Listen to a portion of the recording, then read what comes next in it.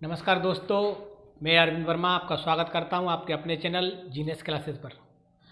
दोस्तों, कल हमने पढ़ा था अगली इससे पहले वाली वीडियो में गोली दर्पणों से संबंधित परिभाषाएं। मैं आज आपको उससे आगे पढ़ा रहा हूं। तो देखें, तीसरी जो परिभाषा है हमारी, दो हम ऑलरेडी पढ़ चुके हैं। तीसरी जो परिभाषा है आपकी वो है वक्रता त्रिज्या।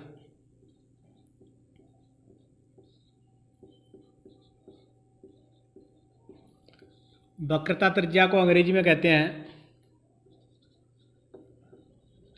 Radius of curvature.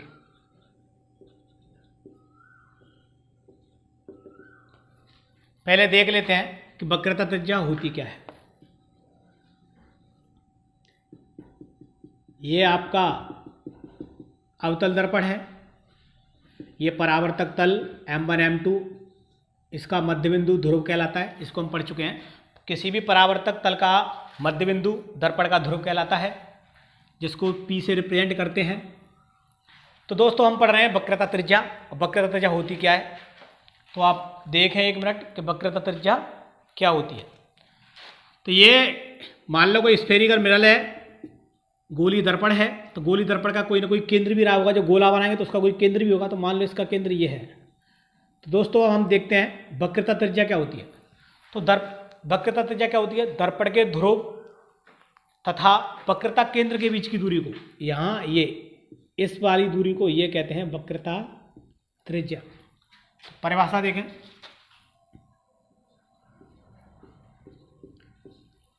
दर्पण के ध्रुव तथा वक्रता केंद्र के बीच की दूरी को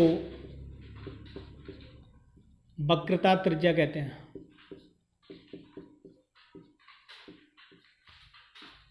त्रिज्या कहते हैं। इसे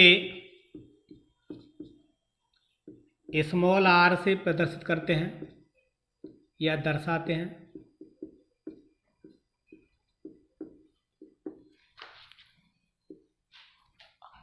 नेक्स्ट हमारा अगला टॉपिक है मुख्य अक्ष। अगली परिभाषा मुख्य अक्ष को अंग्रेजी में बोलते हैं प्रिंसिपल एक्सिस।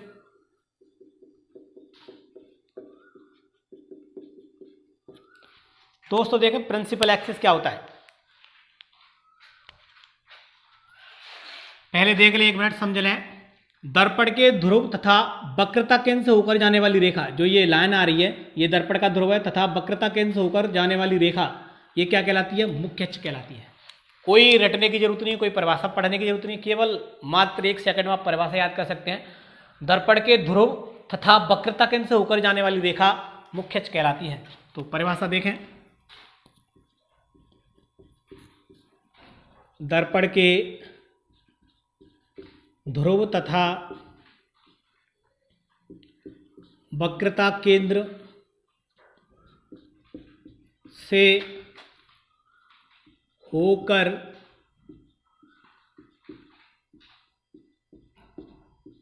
गुजरने वाली रेखा मुख्य अक्ष कहलाती है।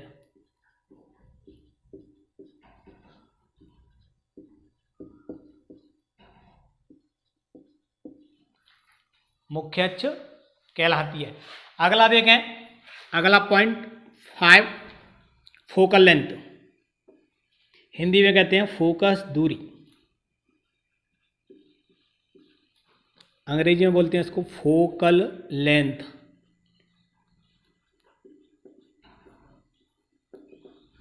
दोस्तों देखें, फोकस दूरी क्या होती है। अब हम देखेंगे फोकस दूरी क्या होती है। ये वक्रता केंद्र है आपका। यदि यहाँ पे कोई परावर्तित किरण यहाँ से जाएगी, कोई प्रकाश किरण चलेगी, तो परावर्तक तल से टकराने के बाद जिस बिंदु से होकर गुजरती है उस बिंदु को कहते हैं मुख्य फोकस। उस बिंदु को क्या कहते हैं? मुख्य फोकस। एक बार पुनः सुने, कोई परावर्तित किरण यदि कोई यहाँ से गुजरेगी, प्रकाश किरण गुजरेगी, तो परावर्तक तल से टकराने के बाद जिस बिंदु से होकर गुजरेगी उसको बोलते हैं मुख्य फोकस, कैपिटल एक्स से प्रदर्शित करते हैं। तो दर्पण के ध्रुव और मुख्य फोकस तक की दूरी को, या ये जो ये है, ये यहाँ से इस तक की दूरी को, दर्पण के ध्रुव तक की दूरी को क्या कहते हैं? फोकस दूरी।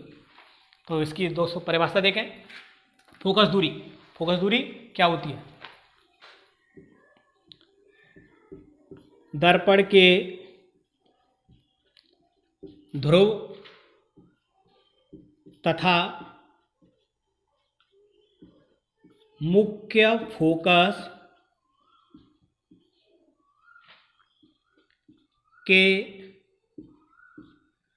बीच की दूरी को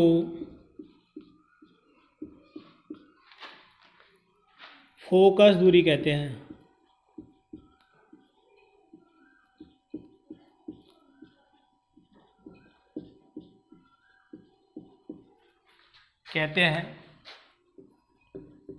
इसे स्मॉल एफ से निरूपित करते हैं।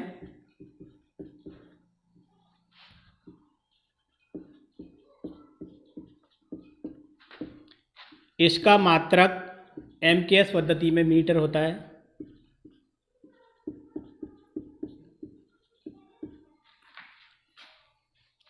दोस्तों ये हमने देखी फोकस दूरी। अब देखें आप, इसमें एक चीज़ और मैं बताना चाहूँगा, नोट करके लिख लें आप। नोट, अवतल दर्पण के लिए फोकस दूरी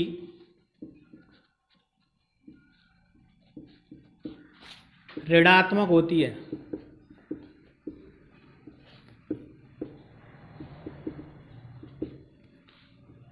ये जब हम न्यूमेरिकल करेंगे, जब काम देगा हमें, ये पॉइंट ऋणात्मक होती है। इसी में आप सेकंड पॉइंट देखें, उत्तल दर्पण के लिए, उत्तल दर्पण के लिए फोकस दूरी धनात्मक होती है।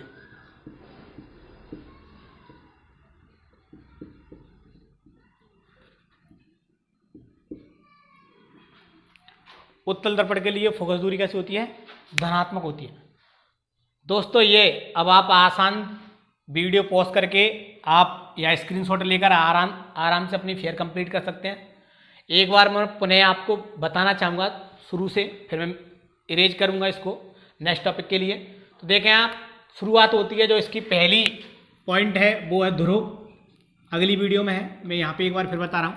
ध्रुव, परावर्तक तल के मध्य बिंदु को ध्रुव कहते हैं। ये आपका ध्रुव है, परावर्तक तल के मध्य बिंदु को ध्रुव कहते हैं। उसके बाद में जो सेकंड पॉइंट है वो है वक्रता केंद्र। वक्रता केंद्र, किसी खोखले गोले का दर्पण जो भाग होता है उसके केंद्र को ही वक्रता केंद्र कहते हैं। जो ये आपका सी दिख रहा है आपको, ये है आपका वक्रता केंद्र। ये है आपका वक्रता केंद्र। नेक्स्ट देखें वक्रता त्रिज्या। दर्पण के ध्रुव तथा वक्रता केंद्र, दर्पण के ध्रुव तथा वक्रता केंद्र की दूरी को वक्रता त्रिज्या कहते हैं। जो ये आर है आपका, वो है आपकी वक्रता त्रिज्या। केवल डायग्राम को देखकर ही आप पूरा याद कर सकते हैं, एक बार वीडियो देखनी है बस, सब कुछ याद हो जाएगा आपको। वक्रता त्रिज्या कहते हैं। अब देखें मुख्य अक्ष। दर्पण के ध्रुव, ये दर्पण का ध्रुव है, दर्पण के ध्रुव तथा वक्रता केंद्र से होकर गुजरने वाली रेखा, ये वाली गुजरने वाली रेखा क्या कहलाती है? आपकी मुख्य अक्ष, प्रिंसिपल एक्सिस कहलाती है। अब देखें focal length, very very most important. Focus दूरी क्या होती है? दर्पण के ध्रुव तथा मुख्य फोकस, दर्पण का ध्रुव तथा मुख्य फोकस के बीच की दूरी को फोकस दूरी कहते हैं। यह तो कोई ये परावर्तित प्रकाश किरण है, जब परावर्तन के पश्चात जिस बिंदु से होकर गुजरती है उसी को बोलते हैं मुख्य फोकस। ये आपका जो एफ है, कैपिटल एफ, इसको बोलते हैं मुख्य फोकस। मुख्य फोकस की परिभाषा इतनी इंपॉर्टेंट नहीं है, इसीलिए मैंने छोड़ दिया है। आगे देखो, फोकस दूरी आपकी कंप्लीट हो गई। इसे स्मॉल एफ से प्रदर्शित करते हैं, इसका मात्रक मीटर होता है। और ये नोट है वो आपको न्यूमेरिकल में काम देगा।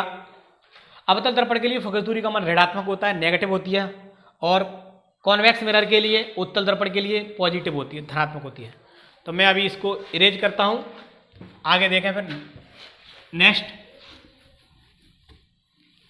दोस्तों यदि आपको इस वीडियो में कुछ अच्छा लगता है, समझ में आ रहा है, तो प्लीज़ लाइक और शेयर और मेरे चैनल को सब्सक्राइब करें। Thank you friends. आगे देखें नेक्स्ट। अब देखें हम दर्पणों के उपयोग।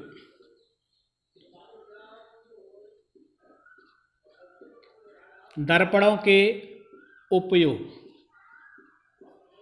Usage of mirror. पहला देखें अवतल दर्पण।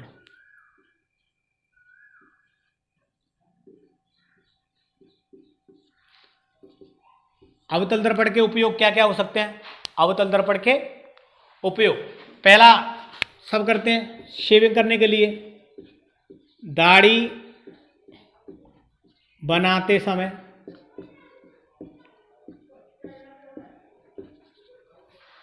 दाढ़ी बनाते समय search light,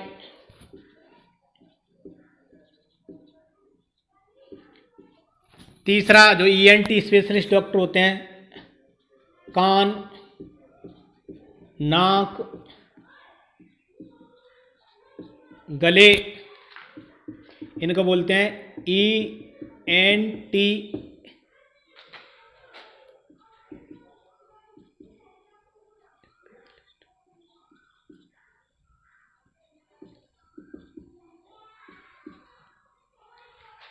ENT specialist doctor गले के डॉक्टर प्रयोग करते हैं।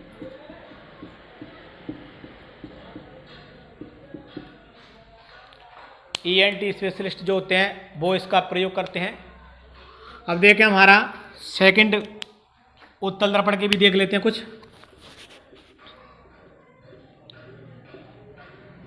उत्तल दर्पण, कॉन्वेक्स मिरर। उत्तल दर्पण के प्रयोग क्या क्या हो सकते हैं? उत्तल दर्पण के प्रयोग क्या क्या हो सकते हैं?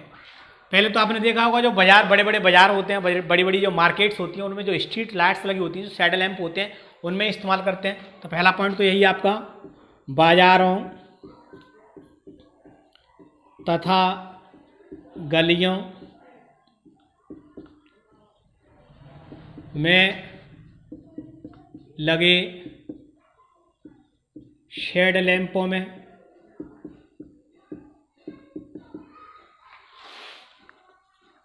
बाजारों गलियों में लगे शेड में लैंपों, शेड लैंपों में